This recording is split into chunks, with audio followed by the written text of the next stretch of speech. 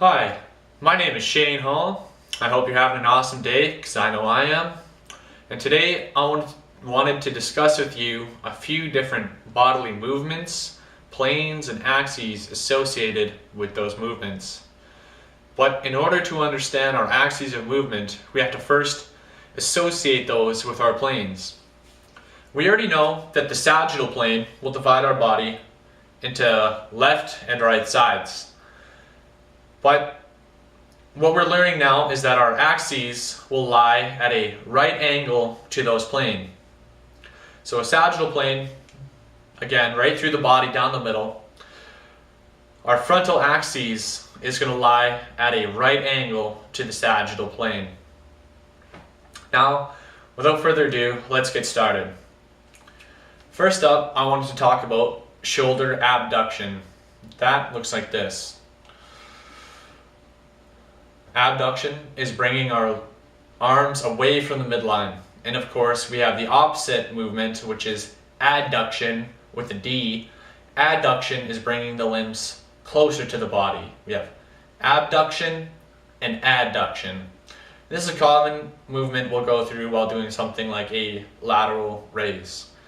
This movement is going to occur in the frontal plane along the sagittal axes. Next, I wanted to talk about lumbar lateral flexion. Now that looks like this. The bending of the body side to side. This is a common movement we'll go through while doing oblique exercises.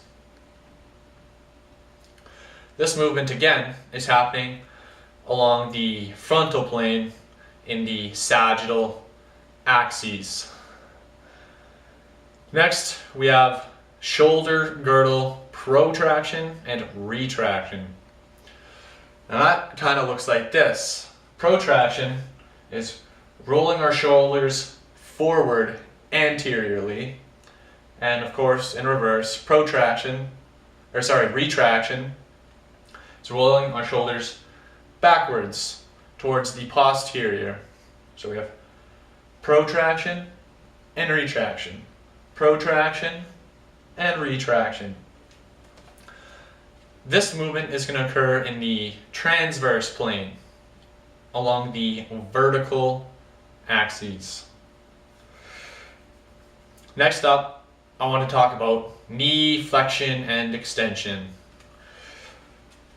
This is kind of what knee flexion and extension is going to look like. As we bring our knee Sorry, I'm having trouble with my balance. As we're bringing our knee backwards, this is extension.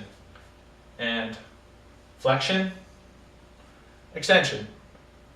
Flexion, and extension. This movement is occurring in the sagittal plane along the frontal axes again. Now last but not least, I wanted to talk about medial and lateral hip rotation. What that is going to look like is something like this. We'll have our hip joint here. We can rotate it laterally.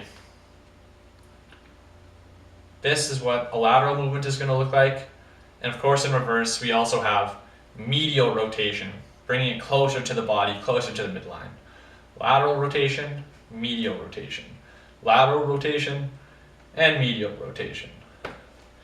This is going to occur in the transverse plane along the vertical axes. Now I hope I didn't miss anything, and I hope you have a great day.